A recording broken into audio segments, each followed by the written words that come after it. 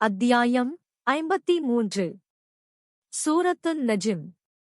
நட்சத்திரம். அளவற்ற அருளாளனும் நிகரற்ற அன்புடையோனுமாகிய அல்லாவின் திருப்பெயரால் துவங்குகிறேன். நட்சத்திரத்தின் மீது சத்தியமாக. அது விழுந்து மறைந்து விடும் சமயத்தில் நம்முடைய தூதராகிய உங்களின் தோழர் வழி தவறிவிடவுமில்லை, அவர் தவறான வழியில் செல்லவுமில்லை. அவர் தன் மன இச்சையின்படி எதையும் பேசுவதுமில்லை. இது அறிவிக்கப்படும் வஹீயாகிய அறிவிப்பே தவிர வேறு இல்லை. ஜிப்ரில் என்னும் மிக கடின பலம் உடையவர் இதனை அவருக்கு கற்றுக் கொடுத்தார். அவர் அழகான தோற்றமுடையவர். பின்னர் தன் இயற்கை உருவத்தில் நமது நபியின் முன் மிஹ்ராஜ் பயணத்தின் போது உயர்ந்து சரியாக நின்றார். அப்போது ஜிப்ரீலாகிய அவர் மிக உயர்ந்த கீழ் வானத்தின் கடைக்கோடியிலிருக்க, அதன் பின்னர் அவர் நம் தூதர் பால் நெருங்கி அப்பால் அருகே வந்தார். அந்நெருக்கத்தின் அளவானது வளைந்த வில்லின் இரு முனைகளைப் போல் அல்லது அதைவிடச் சமீபமாக இருந்தது. பிறகு அல்லாவாகிய அவன் அவருக்கு அறிவித்ததையெல்லாம் அவர் அவனுடைய அடியாருக்கு அறிவித்தார். நபியுடைய இதயம் தான் கண்டதை பற்றி பொய்யுரைக்கவில்லை.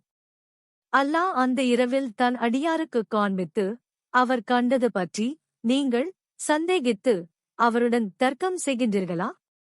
அன்றியும் நிச்சயமாக அவர் மற்றொரு முறை ஜிப்ரீலை அவரது சுய உருவில் இறங்கக் கண்டிருக்கிறார்.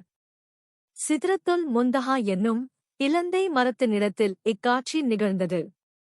அவ்விடத்தில்தான் நல்லடியார்கள் தங்கும் சொர்க்கம் இருக்கின்றது.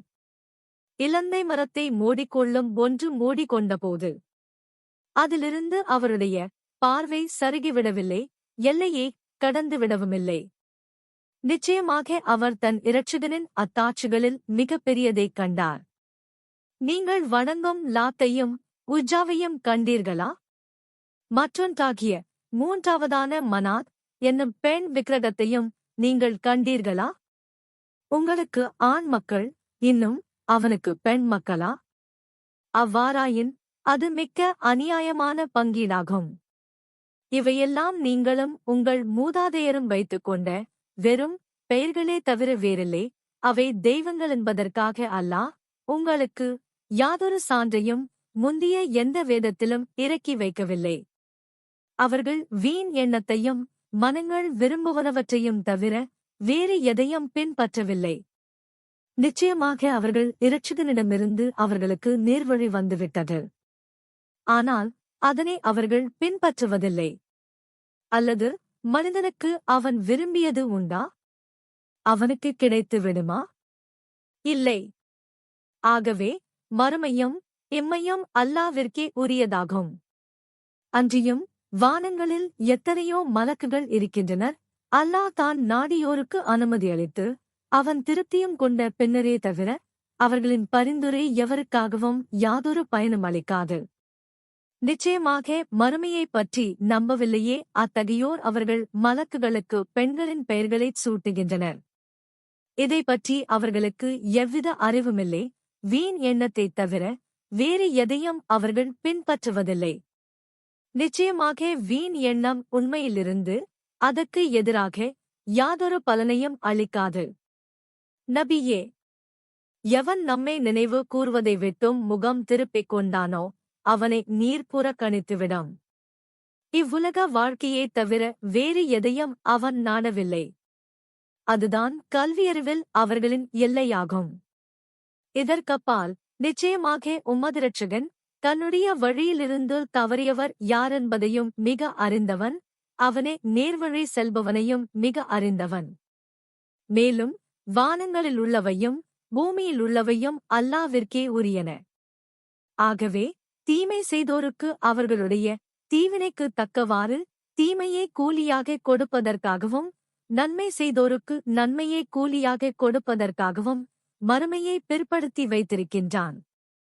அவர்கள் எத்தகையோரென்றால் தவிர்க்க முடியாத சிறு பாவங்கள் தவிர மற்ற பெரும் பாவங்களையும் மானக்கேடான விஷயங்களையும் தவிர்த்துக் கொள்கிறார்கள். நிச்சயமாக உமது இரட்சகன் மன்னிப்பதில் மிக்க தாராளமானவன். உங்களை பூமியிலிருந்து உற்பத்தி செய்த சமயத்திலும் இன்னும் நீங்கள் உங்கள் தாய்மார்களின் வயிறுகளில் சிசுக்களாக இருந்த சமயத்திலும் உங்களைப் பற்றி அவன் மிக அறிந்தவன். ஆகவே நீங்களே உங்களை தூய்மையானவர்களென எண்ணிக்கொண்டு பரிசுத்தப்படுத்திக் கொள்ள வேண்டாம். உங்களில் பயபக்தியுடையவர் யார் என்பதை அவனே நன்கறிவான். நபியே, சத்தியத்தை பின்பற்றுவதை விட்டும் புறக்கணித்தானே அத்தகையவனை நீர் பார்த்தீரா? அவன் வாக்களித்ததில் குறைவாக கொடுத்தான், பிறகு பெரும் பகுதியை தடுத்துக் கொண்டான். வாக்குறுதிக்கு மாறாக நடக்கும் அவனிடம் மறைவானது பற்றிய அறிவு இருந்து அப்பால் அதன் மூலம் மறைவானதை அவன் பார்க்கிறானா? அல்லது மூசாவின் ஆகமங்களில் இருப்பதைக் கொண்டு அவன் அறிவிக்கப்படவில்லையா? அல்லது அல்லாஹ்வுடைய கட்டளைகளை பூரணமாக நிறைவேற்றிய இப்ராஹீமே அவருடைய ஆகமங்களில் இருப்பதைக் கொண்டும் அவனுக்கு அறிவிக்கப்படவில்லையா?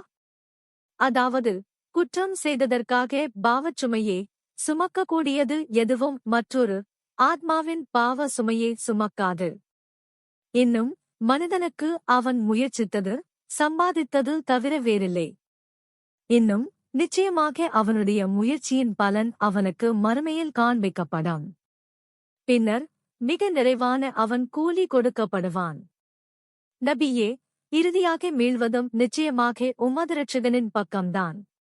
நிச்சயமாக அவனே சிரிக்க வைக்கிறான், அழவும் வைக்கிறான். நிச்சயமாக அவன்தான் உங்களை மரணிக்கச் செய்கிறான், இன்னும் அவன் உயிர்ப்பிக்கின்றான். நிச்சயமாக அவன்தான் உங்களை ஆண் பெண் ஜோடிகளாக படைக்கின்றான்.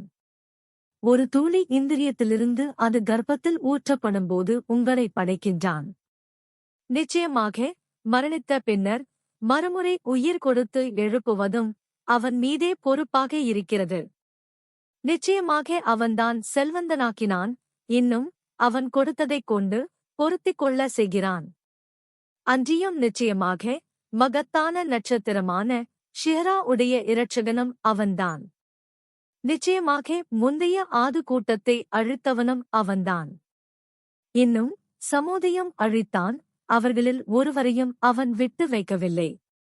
இவர்களுக்கு முன்னர் நூஹுடைய சமூகத்தாரையும் அழித்தவன் அவன்தான். நிச்சயமாக அவர்கள் தாம் பெரும் அநியாயக்காரர்களாக மற்றும் மிகுந்த வரம்பு மீறியவர்களாக இருந்தார்கள். தலைகீழாக புரட்டப்பட்ட லூத்தின் சமூகத்தார் வாழ்ந்த இடத்தையும் அவன் மேலாக தூக்கிக் கீழே வீழ்த்தினான்.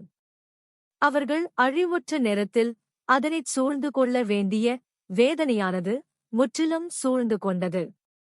ஆகவே மறுமையை நிராகரிக்கும் மனிதனே, நீ உன் இரட்சகனின் அருட்கொடைகளில் எதனைத்தான் ஐயம் கொள்வாய்? இவர் முந்தைய எச்சரிக்கையாளர்களின் இனத்திலுள்ள ஓர் எச்சரிக்கையாளரே. நெருங்கக்கூடியது, யுக முடிவு காலம் நெருங்கிவிட்டது. அல்லாஹ்வைத் தவிர அதனை வெளிப்படுத்தக்கூடியது எதுவும் இல்லை. இச்செய்தியிலிருந்து நீங்கள் ஆச்சரியப்படுகின்றீர்களா?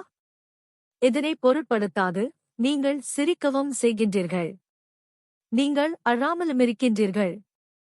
இதனைப் பற்றி நீங்கள் அலட்சியமுடையோராகவும் இருக்கின்றீர்கள். சஜிதா வசனம். ஆகவே நீங்கள் அல்லாஹ்வுக்கு சிரம்பணியுங்கள், மேலும் அவனையே வணங்குங்கள்.